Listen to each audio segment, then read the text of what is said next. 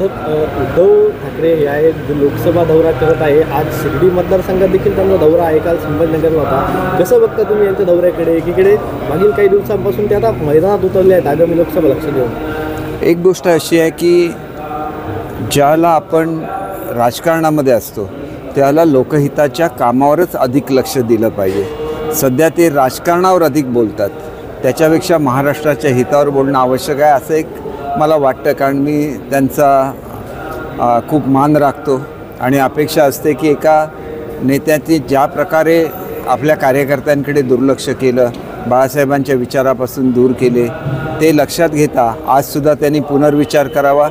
त्यांना जर लढायचंच असेल तर ते एकटेसुद्धा लढू शकतात, परंतु काँग्रेसच्या बरोबर जाणं हे एका अर्थाने बाळासाहेबांच्या विचारापासून दूर जाणं आहे, हे त्यांनी नेहमी लक्षात ठेवावं असे एक कार्यकर्ता म्हणून माझी त्यांना विनंती आहे. अशोक चव्हाणांनी देखील काल राजीनामा दिला आहे आणि ते भाजपात जाणार अशी चर्चा आहे. नेमकं काही जी चर्चा झाली का, कसं बघता येतं? मला असं वाटतं की बघा, मोदी साहेबांचं एवढं मोठं नेतृत्व आहे, त्याच्यामुळे अनेक मोठे मोठे नेते हे मोदी साहेबांचं नेतृत्व मानायला लागले आणि ते जगभर मानलं जातं. जगामध्ये ज्याला सर्वे घेतला गेला त्याला सर्वाधिक लोकप्रिय जगामध्ये कोण आहे तर मोदी साहेबांचं नाव पुढे आलं. भारतामध्ये सर्वे घेतला, भारतामध्ये सर्वात लोकप्रिय म्हणून पुढे आलं.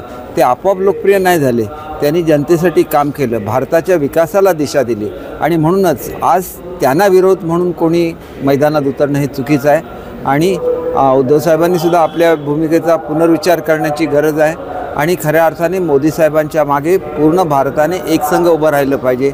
मी आमच्या मुख्यमंत्री महोदयांसाठी सुद्धा या ठिकाणी प्रार्थना केली. जो निर्णय त्यांनी मुलींच्या संदर्भात घेतला, एक मुलीची आत्महत्या एखाद्या मुख्यमंत्र्यांना एवढी अस्वस्थ करून जाते की रात्री 2 वाजता निर्णय घेतला जातो आणि मुलींना न्याय दिला जातो. एका मुलीने संपूर्ण महाराष्ट्रातल्या मुलींना न्याय मिळवून दिलेला आहे. ही महाराष्ट्राची आणि महाराष्ट्राच्या सामाजिक बांधिलकीची महती आहे असं मी स्वतः समजतो. आणि असे संवेदनशील मुख्यमंत्री आणि उपमुख्यमंत्री ज्या राज्याला मिळतात त्या राज्याचा विकास होत राहील याची मला खात्री आहे. एकीकडे उद्धव ठाकरेंचा जो दौरा सुरू आहे त्यामध्ये ते मोदीवर देखील निशाणा साधताना बघायला मिळत आहे. एकनाथ शिंदे टीकेने काय होतं, ह्याला नुसतं अनेक लोक टोमणे बॉम्ब असं म्हणतात. म्हणजे लोकांना ऐकताना मजा वाटते, परंतु शेवटी लोकांना विकास पाहिजे असतो. लोक आज सगळी मोदी साहेबांच्याबरोबर काय आहे, त्यांनी गोरगरिबांना न्याय दिलेला आहे. 80 कोटी जनतेला विनामूल्य अन्न पुरवलं जातं आहे, प्रत्येकाची काळजी घेतली जाते, घरोघर नळ पोचत आहेत, ज्यांची घरं नाहीत त्या बेघरांना घरं मिळत आहेत. भारत बदलतो आहे, भारत एक महाशक्ती होते आहे. आज आमची शस्त्रास्त्र आम्ही तर बनवतोच, परंतु जगाला शस्त्रास्त्र पुरवत असतानाच अन्नधान्याचा पुरवठा आम्ही करतो. जी जगाला आवश्यक ती मॅनपॉवर आम्ही पुरवतो आणि त्याच्यामुळे जगामध्ये एक आत्मीयता ही भारतीय संस्कृतीबद्दल निर्माण झाली.